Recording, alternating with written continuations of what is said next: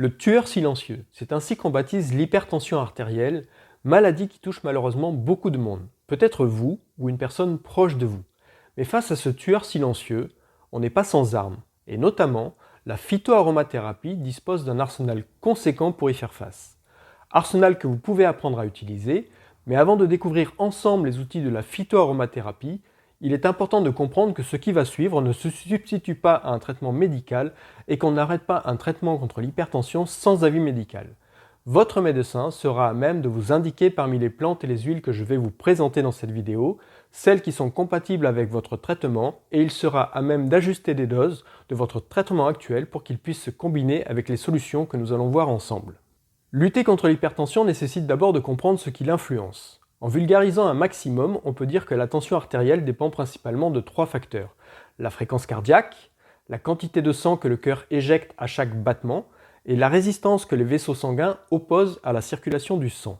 Ce qu'on traduit par la formule, la tension artérielle TA est égale à la fréquence cardiaque fois le volume éjecté par le cœur à chaque battement, fois la résistance que les vaisseaux sanguins opposent à la circulation du sang.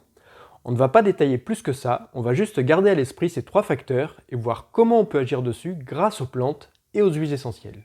Bien évidemment, il faut d'abord savoir quelle est la valeur de notre tension artérielle et si cette valeur pose problème et nécessite qu'on fasse quelque chose. Vous avez remarqué que lorsqu'on vous prend la tension, on vous donne toujours 2 nombres. Ces 2 nombres sont exprimés en millimètres de mercure. Pourquoi en millimètres de mercure? Tout simplement car les premiers appareils de mesure de pression utilisaient une colonne de mercure. On mesurait donc le déplacement du mercure dans la colonne sous l'effet de la pression. Et ce déplacement se mesure en millimètres. Ma passion pour la science me donnerait envie de vous en dire plus sur la mesure des pressions, mais on va revenir à notre sujet, l'hypertension. Quand on nous prend la tension, on nous annonce donc 2 nombres en commençant toujours par le plus élevé. Le plus grand nombre mesure la tension lorsque le cœur se contracte. Le petit nombre mesure la tension lorsque le cœur se relâche. Par exemple, j'ai pris ma tension et l'appareil me donne 116, 69 et 74. Le 74, c'est le rythme cardiaque, je n'étais pas spécialement au repos quand j'ai fait la photo.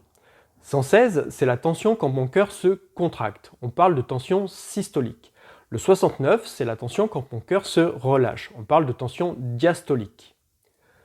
Mais on n'annoncera pas 116-69, car on va arrondir à la dizaine la plus proche et diviser par 10 pour exprimer non plus en millimètres de mercure, mais en centimètres de mercure, histoire que ce soit plus pratique. Le 116 est donc arrondi à 120, on annoncera donc 120 divisé par 10, c'est-à-dire 12, et le 69 sera arrondi à 70, et 70 divisé par 10, ça fait 7. Ma tension à ce moment précis de la journée est donc 12,7. On commence à parler d'hypertension quand la tension du cœur qui se contracte est égale ou supérieure à 14, ou que la tension quand le cœur se relâche est égale ou supérieure à 9. Et on parlera d'hypertension sévère quand on égale ou dépasse 18 pour la tension quand le cœur se contracte, ou qu'on égale ou dépasse 11 pour la tension quand le cœur se relâche.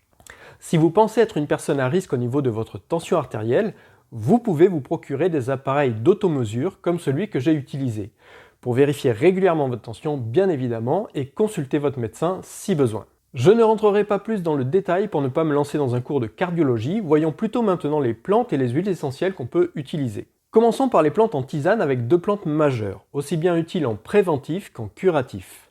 L'aubépine et l'olivier. Pour les personnes abonnées à ma newsletter, je vous ai parlé de l'aubépine dans la newsletter de novembre. C'est une bonne plante pour calmer le cœur, pour réguler le rythme cardiaque. Cette plante est vraiment intéressante, notamment lorsque les problèmes de cœur sont la conséquence d'un stress. L'aubépine agira autant sur le cœur que le mental. Elle sera sédative, voire anxiolytique, et régulatrice du rythme cardiaque. L'aubépine agira donc sur la tension artérielle en calmant le cœur et l'esprit. L'olivier, quant à lui, agira plutôt sur la résistance que les vaisseaux sanguins opposent à la circulation du sang, car c'est un vasodilatateur coronarien, c'est-à-dire qu'il va assouplir et dilater les artères, ce qui va faciliter la circulation du sang, donc réduire la résistance. Cet effet va se coupler à sa propriété diurétique, qui va réduire le volume sanguin en diminuant la quantité d'eau dans le sang, ce qui diminuera également la tension dans le système cardiovasculaire. Et comme je le disais, ce duo de plantes est aussi intéressant en préventif qu'en curatif. Ce sont des plantes d'usage assez facile qu'on peut intégrer à des tisanes de manière régulière. L'idée n'est pas d'en infuser des tonnes, juste d'en ajouter à vos mélanges habituels ou faire un mélange qui en contient.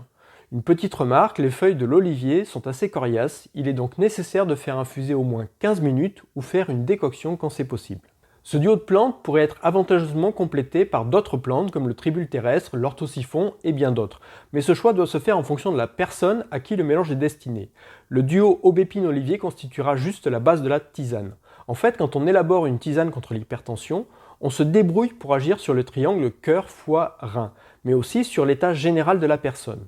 D'où l'importance de vous faire accompagner si vous souhaitez avoir recours aux plantes en complément de votre traitement ou en prévention si vous savez être une personne à risque. On retiendra donc l'aubépine et l'olivier comme des plantes majeures pour lutter contre l'hypertension. Côté huile essentielle, là encore il y a de quoi faire. Dans le cadre de l'hypertension, c'est même intéressant d'associer tisane et huile essentielle pour combiner un travail de fond par les tisanes et une action rapide par les huiles essentielles. Je ne suis pas rentré dans le détail tout à l'heure, mais le système cardiovasculaire est sous l'influence du système nerveux autonome et plus particulièrement de la balance entre l'action du système sympathique et du système parasympathique.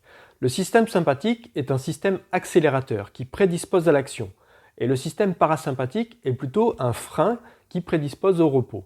Nous sommes soumis en permanence à l'action de ces deux systèmes autonomes. Quand ils agissent de manière égale, nous sommes dans une forme d'équilibre. Si l'activité du sympathique prédomine, on est plutôt en phase d'action, alors que lorsque le parasympathique domine, on est plutôt en phase de repos. Si je vous dis tout ça, c'est pour vous sensibiliser sur le fait que l'hypertension découle parfois d'une activité trop intense du système sympathique, notamment sous l'effet du stress, et qu'il est parfois utile de le calmer un peu.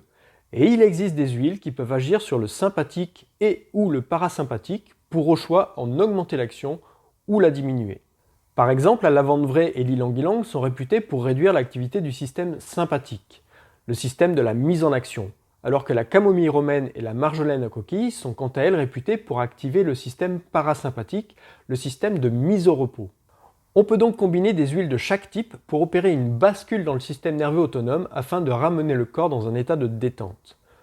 On peut ensuite affiner notre choix en fonction des personnes, suivant qu'on souhaite favoriser le lâcher-prise, ou réduire voire supprimer la somatisation, ou chercher un autre effet. Et bien évidemment, on adaptera également la dilution à l'état de la personne. Une fois notre mélange fait et bien dosé, on peut prendre quelques gouttes du mélange pour masser sur le cœur. On peut aussi appliquer 1 à 3 fois par jour quelques gouttes sur l'intérieur des poignets pour profiter également de l'olfaction. Ce qui peut être pratique, c'est d'utiliser un roll-on contenant le mélange. On frictionne chacun des poignets et on prend une petite minute pour se poser et respirer. Et l'olfaction n'est pas négligée car en 2017, on a démontré que respirer l'huile essentielle de marjolaine à coquille pendant 10 minutes permettait de faire descendre le rythme cardiaque et la tension artérielle. On voit ici le pouvoir de l'olfaction, apte à induire un état de calme par les odeurs. On pourra donc retenir en première intention 4 huiles essentielles intéressantes contre l'hypertension, la lavande vraie, la marjolaine à coquille, l'ylang-ylang et la camomille romaine. Bien sûr, il y en a d'autres, mais comme d'habitude, l'idée est de vous donner des premiers outils facilement utilisables et qui peuvent facilement s'associer à votre traitement avec l'aval de votre médecin. Cette vidéo serait incomplète si à ces outils on n'ajoutait pas des conseils très pratiques comme celui d'avoir une activité physique régulière, de pratiquer des exercices de cohérence cardiaque, de manger sainement et de dormir suffisamment. Si de votre cœur vous voulez prendre soin, ces 6 plantes vous feront le plus grand bien. La lavande vraie et la marjolaine, l'ylang-ylang et la camomille romaine, en essentiel sur vos poignets ou sur le cœur si vous massez. Quant à l'aubépine et l'olivier, en infusion, vous les prendrez.